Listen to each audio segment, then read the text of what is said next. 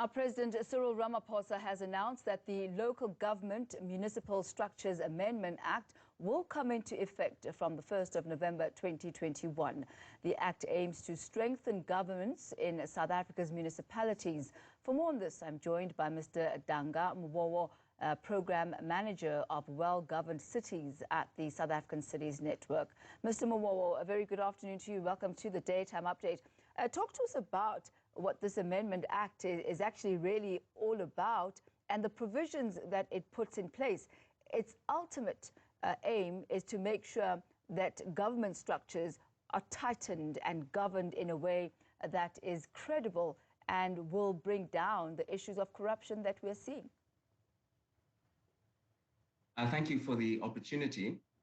I think the Amendment Act really is intended to strengthen some of the systems and structures that we already have in place within the local government sphere for oversight of money. And that, of course, is the main goal, is to ensure that public finances are spent in the correct way. And just to give some sort of background, the budgets that are approved and indeed by municipalities, a budget is basically a summary of all the activities that the municipality plans to have during the course of a year, and the costs associated with those activities, and then also the way in which the municipality hopes to raise revenue to pay for those activities.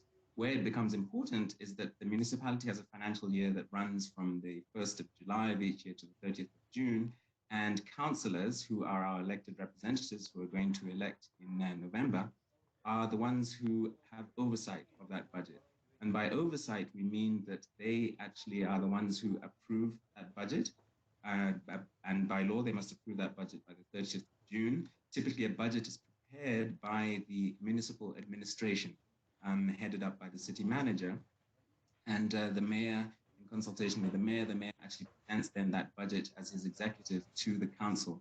Now, the issue of oversight comes in when, during the course of the year and after the budget has in fact been approved, where the councillors would have had the opportunity between March and June to consult with the stakeholders in their wards and other elements of the local government sphere to say we approve these suggestions of activities and the spending associated with them.